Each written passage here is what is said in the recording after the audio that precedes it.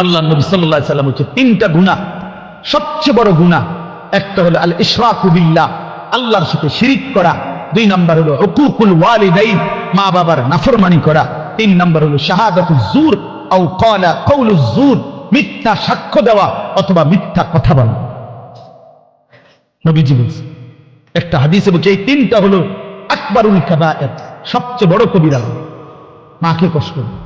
আমাদের বাংলাদেশের একজন বুজুর্গ আছেন, আমাদের আদিব সাহেব হুজুর আল্লামা আবু তাহের মিসবাহ, এই হুজুরের একটা লেখা আছে, মাকে রাজি করো, দুনিয়া আখিরাতের কোথাও আটকাবে না।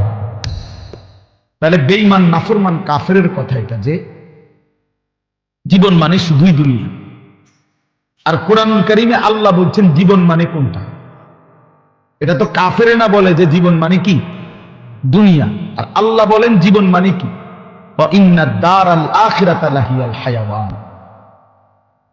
কোরআনুল কারীম আল্লাহ স্পষ্ট বলছেন, বান্দা শোনো, নিশ্চয়ই আখিরাতই হচ্ছে জীবন, লাহিয়াল হায়াওয়ান, আখিরাতই হচ্ছে জীবন। ওমা হাদিহিল হায়াতুদ দুনিয়া ইল্লা লাহবুন ওয়া লাইব। আল্লাহ তাআলা বলেন, এটা একটু নামাইলে ভালো আছে, অপারেটর ভাই একটু নামাই দেন, সে সামনে একটু উঁচা মন দেবেন ছেড়ে। আল্লাহ তাআলা বলেন দুনিয়ার জীবন বান্দা আর কিছুই নয়, ইল্লা লাহবুন ওয়া লাইব, শুধুই তামাশা, শুধুই খেলাধুলা। তাহলে আল্লাহ বলছে দুনিয়া খেলাধুলা, দুনিয়া তামাশা। তাহলে জীবন কোথায়? আখিরাত। জীবন কোথায়? আর বেঈমানের কথা হলো জীবন কি? খালাস।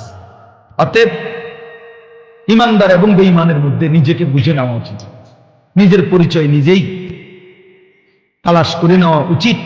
আসলে আমি ইমানদারদের অন্তর্ভুক্ত না বেঈমানের অন্তর্ভুক্ত। আমার মানসিকতা দেখলে, চলাফেরা দেখলে বুঝাই যান সুন্দর জীবন, কে ইমানের পথে আছে আর কে কুফরির রাস্তায় আছে, এটা আন্দাজ করা যায়, এটা বুঝাই যায়। যার যখন যা মন চায় তাই করা। আমার যা মন চায়, চুল, জামা, শার্ট, প্যান্ট, হাঁটা চলা, কথাবার্তা, রুচি, আচার আচরণ, খাবার দাবার, লেনদেন, আয় রোজগারে কোনো হালাল হারামের পার্থক্য নেই। নিজের মারেও দেখে, পরের বোনকেও দেখে, আপন বোনের দিকেও তাকায়, রাস্তার নারীর দিকেও তাকায়। তার মানে হালাল হারাম বলতে কিছু নেই। ন্যায্য বেচ্চা টাকাও নেই, সুদের টাকাও নেই, যা মন চায় তাই। অর্থাৎ হালাল হারাম, জায়েজ না জায়েজের, আল্লাহ রসুলের বিধিবিধানের কোনো পরোয়া যে করে না, মনের ইচ্ছা মতো যে চলে, এর উদাহরণ আল্লাহ কোরআনে দিছে। ফাআতবাআহু শাইতান, দুইটা আয়াতে ওইটা দেন, মানে কিছু বেয়াদব থাকবেই। এই যে একজন, মানে কিছু ছেলে থাকবেই বেয়াদব, শেষ পর্যন্ত গাদ্দার, যে হুজুর আপনি নিষেধ করলে কিছু আমি শুনবো না, আমি কোনো সময় কারো কথা শুনি না, আজকে হঠাৎ আপনার কথা শুনি না, আমি এই বেয়াদবি করবো কেন? এখন কেমন লাগলো? তুমি যে লজ্জা পাইলা, বলো বাবা, আমি কি সুন্দর করে বলছিলাম কিনা বলে? প্রথম আমি অনেকেই নামায় ফেলছে, নামাইছে না? তা তুমি শুনলা না কেন? এখন তো সবাই দেখলো তোমার। এই জন্য এইটা একটা মানসিকতা, যে আমার মনে যা চায় তাই। এবার এখানে কারো বিধি নিষেধ মানবো, আমি এমন মানুষ না।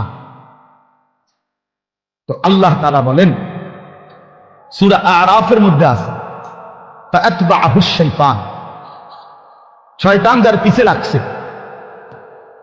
ওয়ালাকিন্নাহু আখলাদা ইলাল আরদ, পরের আয়াতে আছে যে এই দুনিয়াটাকেই স্থায়ী মনে করে নিছে। ওয়াত্তাবাআ হাওয়াহু, ওয়াহারে আল্লাহ, ওয়াত্তাবাআ হাওয়াহু,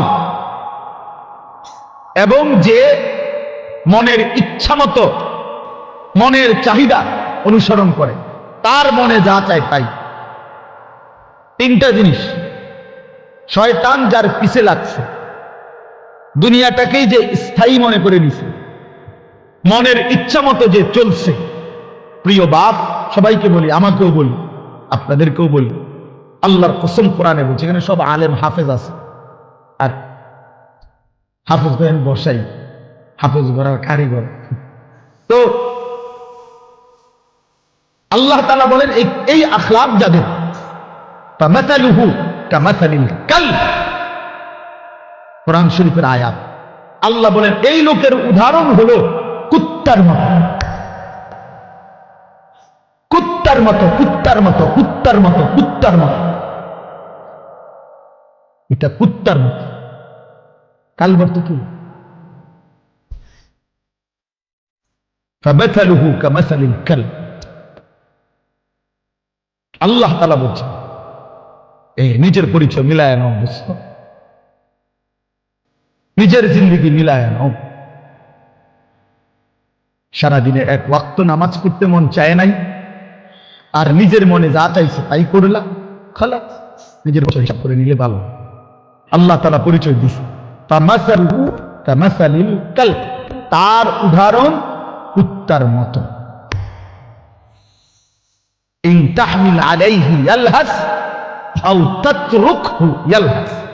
আল্লাহ বলেন কুত্তার স্বভাব, দৌড়ানি দিলেও জিহ্বা লম্বা করে হাঁফায়, ছাইরা দিলেও জিহ্বা লম্বা করে হাঁফায়। কুত্তা দাঁড়াইয়া থাকলেও জিহ্বা লম্বা করে, শ্বাস নেয় এরকম করে, আর দৌড়ানি দিলেও জিহ্বা লম্বা করে শ্বাস। অর্থ হইল পাইলেও জিহ্বা লম্বা করে, না পাইলেও জিহ্বা লম্বা, জিহ্বা লম্বা। এর জন্য দোস্ত আল্লাহ তাআলা স্পষ্ট পরিচয়। এরপরে যদি কারো লজ্জা না হয় তো তারে আর কি করবে? এরপরে যদি কারো বিবেক না থাকে যে আরে যা বেটা, আমার কুত্তা কক, শুয়োর কক, আমার বেড়ি আমি সামু, আমি মোবাইলে সামু চাই, আমার কিতাক মানুষ কক না গরু নাহলে ছাগল, আমি নারী দেখবই, আমি ছবি দেখবই, আমি অশ্লীল দৃশ্য দেখবই, আমি সেটা দেব না। আরো যদি আমার যদি কুত্তা তুমি নিচে নামায় দেও, আমি নিলাম না, আমার গায়ে লাগাইলাম না, আমি